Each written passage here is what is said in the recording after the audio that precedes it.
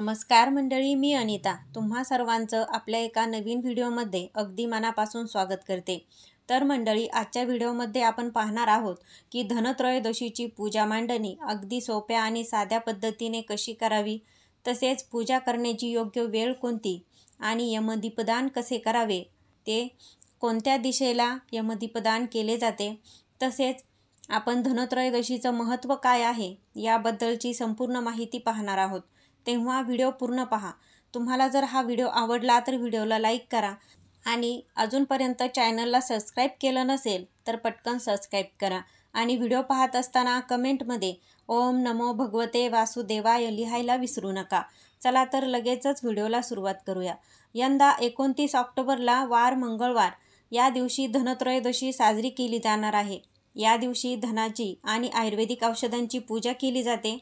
तसेच आता बऱ्याच जणांना असं वाटेल की धनत्रयोदशीची पूजा तर व्यापारी लोक किंवा वैद्य लोक करतात, पण तसं नाही।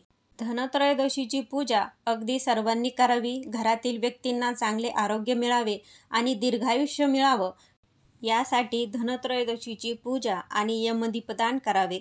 तर बघा, आपण यमदीपदान हे वर्षातून फक्त एकदाच करता येतं। आपण धनत्रयोदशीच्या दिवशी अपमृत्यूचं भय टाळावं म्हणून आपण यमदेवतेला प्रार्थना करत असतो। त्यांची आपण जे काही सुखी आहोत किंवा आपल्या आयुष्यामध्ये पुढे काही संकट येऊ नये म्हणून आपण त्यांच्या नावाने एक दीपदान करत असतो। तर यमदीपदान करताना आपल्याला काय मंत्र म्हणायचा आहे ते मी तुम्हाला व्हिडिओमध्ये पुढे सांगणारच आहे। तर मंडळी, यंदा 29 ऑक्टोबरला वार मंगळवारी आपल्याला धनत्रयोदशीची पूजा ही करायची आहे आणि ही पूजा आपल्याला शुभमुहूर्तावर म्हणजेच प्रदोषकाळी करायची असते। यंदा प्रदोषकाळ संध्याकाळी 5:54 ते रात्री 8:22 असणार आहे। परंतु पूजेचा शुभकाळ जर बघितला तर आपल्याला 6:55 तो सुरू होतो, तर तो 8:22 असणार आहे। असं या दरम्यान आपल्याला पूजा करायची आहे। तर मी तुम्हाला जो 6:55 ते 8:22 हा तुम्हाला पूजेचा शुभ मुहूर्त सांगितलेला आहे। तर या शुभ मुहूर्तावर आपल्याला धनत्रयोदशीची पूजा करायची आहे। तर मंडळी, आपल्याला धनत्रयोदशीच्या दिवशी सर्वात पहिले तर तुमचं संपूर्ण घर तुम्हाला स्वच्छ करायचं आहे। म्हणजे प्रदोषकाळ जरी पण 5:55 सुरू होतोय तरी आपण काय करायचं आहे, एक 4-4:30च्या दरम्यान आपलं संपूर्ण घर हे स्वच्छ करायचं आहे। जरी तुम्ही सकाळी फरशी पुसली असेल तरी तुम्हाला पुन्हा प्रदोषकाळ सुरू होण्यापूर्वी तुम्हाला घराचा मुख्य दरवाजा, घराचा उंबरठा तसेच संपूर्ण घर तुम्हाला स्वच्छ पुसून घ्यायचं आहे। त्यानंतर बघा, जिथे तुम्ही पूजा मांडणी करणार आहात ती जागासुद्धा तुम्हाला स्वच्छ करायची आहे। घरामध्ये गोमूत्र तुम्हाला शिंपडून घ्यायचं आहे। बघा, जेव्हा पण घर तुम्ही स्वच्छ करायला घेता तेव्हा त्या पाण्यामध्ये 1 चमचा खडे मीठ टाका, चिमूटभर हळद टाका। बघा, खडे मीठ आणि हळद हे तुम्हाला तुमच्या घरातील नकारात्मकता हकलण्याचं काम करतं। म्हणजे घरामध्ये कसल्याही प्रकारची निगेटिव्हिटी राहत नाही आणि सकारात्मक ऊर्जा ह्या आपल्या घरामध्ये सकारात्मक लहरी आपण त्याला म्हणू की त्या तयार होत असतात। तर कुठलीही जर आपण कोणत्या पण देवतेची जेव्हा आपण अशी विशेष पूजा करत असतो तर त्याआधी हा एक उपायसुद्धा तुम्ही समजू शकता। बघा, जेव्हा आपलं संपूर्ण घर स्वच्छ होतं त्यानंतर तुम्हाला आपल्या मुख्य दरवाजामध्ये सुंदर रांगोळी काढायची आहे। बघा, तुम्ही इथे एक गोष्ट लक्षात घ्या की आपण ही पूजा माता लक्ष्मी आणि धनाचे देवता कुबेर यांची करत आहोत।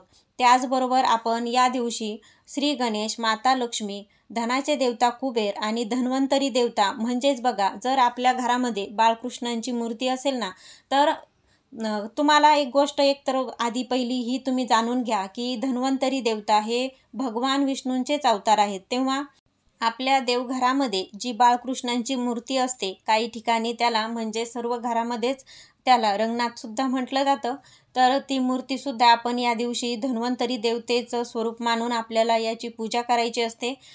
आणि जेव्हा पण आपण अशी विशेष काही पूजा करत असतो आणि देवी लक्ष्मीची जेव्हा आपण पूजा करत असतो तर तेव्हा त्या देवतेला आमंत्रित करण्यासाठी आपण मुख्य दरवाजामध्ये उंबरठ्याच्या दोन्ही पण साईडला तुम्ही काय करायचे, तुम्हाला 2 दिवे प्रज्वलित करायचे आहेत. बघा, दिवाळीचा सीझन आहे आणि आपण हा सण धनत्रयोदशीचा साजरा करत आहोत. तर माता लक्ष्मीला उजेड आणि म्हणजे तुपाचा दिवा हा अतिशय प्रसन्न करणारा असतो. ज्या पण मुख्य दरवाजामध्ये तुपाचा दिवा लावलेला असतो तर तिथे माता लक्ष्मीचं आगमन होतं, हे तुम्ही नक्कीच ऐकलं असेल. तर बघा, दिवा लागण्याची वेळेलाच आपण प्रदोषकाळी ही पूजा करणार आहोत. तर त्यामुळे आपल्याला सर्वात पहिले आपल्या घरामध्ये माता लक्ष्मीचं आगमन व्हावं, त्यासाठी आपल्या मुख्य दरवाजामध्ये आपल्याला 2 दिवे प्रज्वलित करायचे आहेत. किंवा तुम्ही एका साईडला जरी एक दिवा जरी प्रज्वलित केला तरीसुद्धा चालतो. तुम्ही हा दिवा तुपाचा जर प्रज्वलित केला तर अतिशय उत्तम. पण जर काही बघा, सगळ्यांची परिस्थिती ही वेगवेगळी असते. जर तुमच्या घरामध्ये जर शुद्ध गाईचं तूप नसेल तर तुम्ही इथे तेलाचा दिवा लावला तरीसुद्धा काहीच हरकत नाही. फक्त कुठलीही पूजा आपण किती मनापासून करतो, किती त्या पूजेचा भाव ठेवून आपण ती पूजा मनापासून करतो, तर देव हे सर्व पाहत असतो आणि आपल्याला त्या पूजेचं फळ आपल्याला त्याप्रमाणे मिळत असतं. तर फक्त तुम्ही शुद्ध अंतःकरणाने कुठलीही पूजा करताना फक्त मनामध्ये श्रद्धा ठेवा आणि पूजेला सुरुवात करा.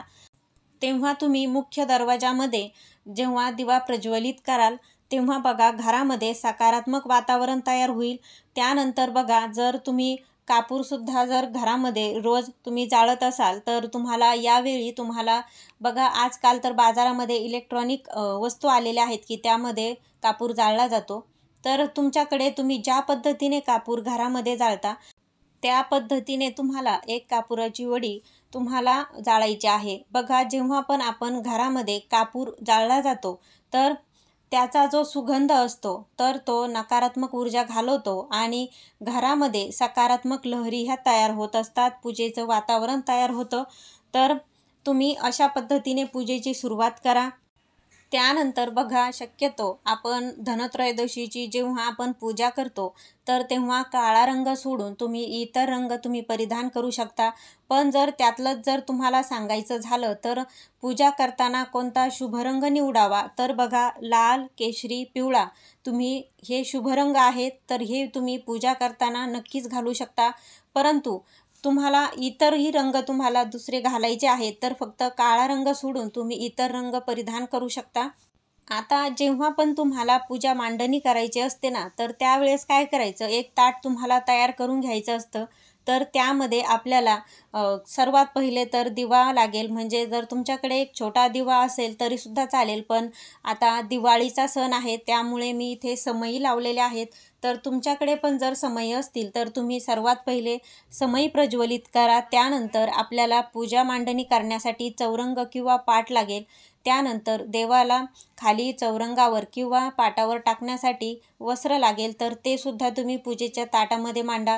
त्यानंतर फूल, हार, तांदूळ, हळदी कुंकू, धूप, अगरबत्ती हे सर्व साहित्य तुम्ही एका ताटामध्ये घेऊन बसायचं आहे. त्यानंतर तुम्हाला सर्वात पहिले तर संकल्प करायचा असतो. बघा, जेव्हा आपण पूजा मांडणी करतो किंवा एखादी विशेष पूजा करतो तर त्याआधी संकल्प जरूर करा. तुमच्या मनातील जी काही इच्छा आहे तर ती तुम्हाला संकल्प घेऊन ती देवाला तुम्हाला सांगायची असते. बघा, कोणत्याही पूजेचं जर तुम्हाला संपूर्ण फळ पाहिजे असेल तर आधी संकल्प घेत जा. तर बघा, सर्वात पहिले तुम्हाला तर संकल्प घ्यायचा आहे. त्यानंतर तुम्हाला पूजा मांडणी करायची आहे. तर बघा, इथे मी सर्वात पहिले मंगल कलश हा स्थापन करून घेतला होता. तर इथे माझ्याकडे मोबाईल लावण्यासाठी ट्रायपॉड नाही, त्यामुळे मी घरात दुसरी कोणी व्यक्ती नव्हती जेव्हा मी हा पूजेचा व्हिडिओ बनवलेला आहे. तर बघा, तुम्हालाही सर्वांना माहिती मला आधी द्यायची होती त्यामुळे मी आत्ता हा व्हिडिओ बनवला. तर त्यामुळे काय केलं, तर मी आधी एकटी असल्यामुळे माझ्याकडनं आधी शूट करणं झालं नाही. तर तेव्हा मी ही सर्व पूजा मांडणी करून घेतली, पूजा करून घेतली आणि त्यानंतर फक्त हा व्हिडिओ तुम्हाला शूट करून मी तुम्हाला माहिती देत आहे. तर बघा, सर्वात पहिले काय करायचं आहे, तुम्हाला मंगल कलशाची स्थापना करायची. त्यासाठी पाटावरती तुम्ही पूर्वेकडे जर तोंड करून बसत असाल तर तुमच्या डाव्या हाताला मंगल कलश आला पाहिजे. तर या पद्धतीने तुम्ही पूजा मांडणी करा. तर त्यासाठी तुम्हाला एक तांब्या घ्या, त्यामध्ये पाणी भरा आणि त्यामध्ये 1 रुपयाचं नाणं त्यानंतर सुपारी, अक्षदा, फूल, हळदी कुंकू अशा प्रकारे तो कलश तुम्ही भरायचा आहे। त्यानंतर त्या कलशामध्ये आपल्याला असं शेंडी वरती करून तुम्हाला जो तुम्हाला नारळाचा कडक भाग आहे तो तुम्हाला कलशामध्ये ठेवायचा आहे आणि जो वरती शेंडीचा भाग असतो तर तो तुम्हाला असा वरती करायचा आहे। त्यानंतर तुम्हाला कलशाला हळदी कुंकू वाहून तुम्हाला पूजा करायची आहे। तर बघा इथे मी तुम्हाला सांगायचं राहिलं की कलशामध्ये तुम्ही इथे आंब्याची पाने सुद्धा वापरू शकता किंवा तुमच्याकडे जर असतील तर तुम्ही इथे खाऊची पाने वापरली तरी सुद्धा चालतं। तर बघा सर्वात पहिले मंगल कलश भरणं हा अतिशय महत्त्वाचं मानलं जातं। तर त्यानंतर बघा तुमच्या घरामध्ये जर श्री गणेश, माता लक्ष्मी आणि कुबेर देवता यांची जर एकत्रित फोटो फ्रेम असेल तर ती तुम्ही या दिवशी या पूजेमध्ये ठेवून त्याची पूजा करू शकता। जर तुमच्याकडे फक्त भगवान धन्वंतरीचाच फोटो असेल तर त्यांचीसुद्धा तुम्ही इथे फोटो ठेवून पूजा करू शकता। बघा तुमच्याकडे जो फोटो फ्रेम अवेलेबल असेल तर तुम्ही इथे ती ठेवा। तुमच्याकडे माता लक्ष्मीची मूर्ती असेल ती सुद्धा तुम्ही इथे पूजेमध्ये ठेवायची आहे। तर त्यासाठी सुद्धा तुम्हाला त्या फोटो फ्रेम खाली थोडेसे अक्षदा टाकायच्यात म्हणजे तांदूळ ठेवायचे आहेत। त्यावर तुम्हाला हळदी कुंकू वाहायचं आहे आणि नंतर तुमची ती फोटो फ्रेम स्वच्छ पुसून तुम्हाला त्या अक्षदावर तुम्हाला विराजमान करायचे आहे। त्यानंतर तुम्हाला फोटोची सुद्धा यथाशक्ती तुम्हाला पूजा करून घ्यायची आहे। तर बघा फोटोला सर्वात पहिले तर तुम्ही हळदी कुंकू वाहा। त्यानंतर बघा फोटोला तुम्ही फुलंसुद्धा तुम्ही अर्पण करू शकता। त्यानंतर जर तुम्ही त्या दिवशी पूजेसाठी जर तुम्ही त्या फोटो फ्रेमला घालण्यासाठी जर हार आणला असेल तर तो सुद्धा तुम्ही घाला किंवा अगदी घरच्या घरी तुम्ही जरी छोटूसा एक हार बनवून त्या फोटो फ्रेमला घातला तर छान दिसतं। तर तुम्ही अशा प्रकारे करू शकता। तर बघा त्यानंतर तुम्हाला सर्वात पहिले तर पूजा मांडणी करतोय आपण तर कलश स्थापना झालेली आहे आणि आपण तो फोटो फ्रेम मांडून त्याची सुद्धा आपण पूजा केलेली आहे। तर या दिवशी या 3 देवतेला अतिशय मान आहे। त्याचबरोबर धन्वंतरी देवतेच्या पूजेला सुद्धा खूप मान आहे। तर त्यामुळे न चुकता तुम्हाला ह्या देवतेंची पूजा करायची आहे। जर तुमच्याकडे फोटो फ्रेम नसेल तर बघा आपल्या घरामध्ये गणपती बाप्पांची तर मूर्ती असतेच तर त्यांची सुद्धा तुम्ही इथे पूजा करू शकता। त्याचबरोबर तुम्ही इथे कुबेर देवतेला सुपारीचं सुपारी ठेवून त्यांचं स्वरूप मानून त्या सुपारीची सुद्धा पूजा करू शकता। तर इथे मी तुम्हाला फक्त पर्याय सुचवत आहे जर तुमच्याकडे फोटो फ्रेम नसेल तर। तर बघा आता काय करायचं आहे तर सर्वात पहिले तुम्हाला ज्या पण देवतांच्या मूर्ती आपण इथे स्थापन करणार आहोत म्हणजे बाळकृष्ण, त्याबरोबर श्री गणेश आणि माता लक्ष्मी, तर आपल्याला काय करायचं आहे सर्वात पहिले त्यांना पंचामृताने स्नान घालून ती मूर्ती स्वच्छ पुसून पुन्हा त्यांच्या खाली अक्षदा मांडून आपल्याला त्यांची स्थापना करायची आहे। आणि गणपती बाप्पांना इथे तुम्ही गुळ खोबऱ्याचा नैवेद्य अर्पण करा। त्यानंतर तुम्हाला धन्वंतरी देवतेची सुद्धा पूजा करायची आहे। तुम्ही त्यांना सुद्धा चंदन लावू शकता आणि त्यानंतर फूल वाहू शकता। गणपती बाप्पांना सुद्धा तुम्हाला या दिवशी चंदन लावायचं आहे। तुमची मर्जी, जर तुम्ही कुंकूचा गंध लावत असाल गणपती बाप्पांना तरी सुद्धा लावा किंवा तुम्ही इथे चंदन सुद्धा लावू शकता। तर बघा त्यानंतर आपल्याला माता लक्ष्मीची सुद्धा पूजा करून घ्यायची आहे। तर आपल्याला प्रत्येक देवतेचा आपण जी पूजा करतो तर आपल्याला त्यांचा एक विशेष मंत्र असतो। तर आपल्याला त्यांची पूजा करताना अशी मुक्यानं न करता आपल्याला त्यांचा मंत्र म्हणत त्यांची पूजा करायची असते।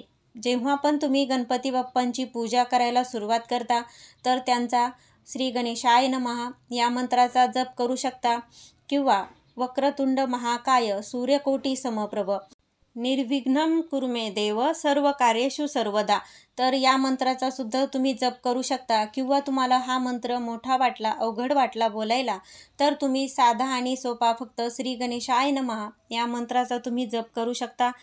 त्यानंतर तुम्हाला धनाचे देवता कुबेर यांची सुद्धा तुम्हाला पूजा करायची आहे। तर त्यांची पूजा करताना सुद्धा त्यांना तुम्ही पांढऱ्या रंगाची फुले अर्पण करा। त्याचबरोबर कुबेर देवतेला पांढऱ्या रंगाची मिठाई सुद्धा प्रिय आहे। तर तेव्हा तुम्ही त्यांना ती मिठाई असेल तर तुम्ही तिथे मिठाई अर्पण करा किंवा आपण त्यांच्या पूजेमध्ये आपण बत्ताशे सुद्धा मांडलेले आहेत म्हणजे माता लक्ष्मी आणि कुबेर देवता यांना लाह्या बत्ताशेचा सुद्धा नैवेद्य हा खूप प्रिय आहे, त्यामुळे त्यांच्या पूजेमध्ये तुम्ही न चुकता लाह्या आणि बत्ताशे आणि त्यानंतर तुम्ही धणे अर्पण करायला अजिबात विसरू नका. तर बघा, त्यानंतर तुम्ही कुबेर देवताची जेव्हा पूजा करता तर त्यांना फूल वाहताना नैवेद्य अर्पण करताना तुम्ही ओम कुबेराय नमः या साध्या आणि सोप्या मंत्राचा जप करू शकता.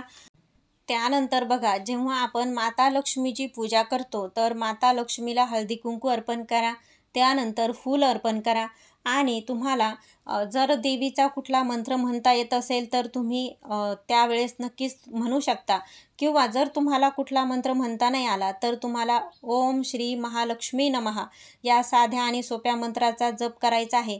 परंतु काहींना सर्व मंत्र येत असतात, आपण नेहमी ही पूजा करतो विशेष करून माता लक्ष्मीची, तर तुम्हाला महालक्ष्मी अष्टकम हे सुद्धा तुम्ही बोललं तर अतिशय उत्तम. कारण बघा, ही प्रदोष काळात आपण जेव्हा पण दीपावलीच्या वेळेस माता लक्ष्मीची पूजा करतो तर तेव्हा न चुकता तुम्हाला महालक्ष्मी अष्टकम हे म्हणायचं असतं. तर तुम्ही इथे पूजा करताना ते सुद्धा इथे म्हणू शकता. आता आपण यांची ह्या 3 देवतांची आपली ही पूजा झाली, तर त्यानंतर आपल्याला काय करायचं आहे, तर आपल्या घरामधील जी काही थोडीफार जी कॅश असेल तर ती सुद्धा या पूजेमध्ये मांडायची आहे.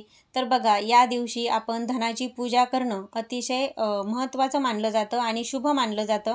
तर तुमच्याकडे जर काही दागिना असेल तर तो सुद्धा तुम्ही या पूजेमध्ये मांडू शकता.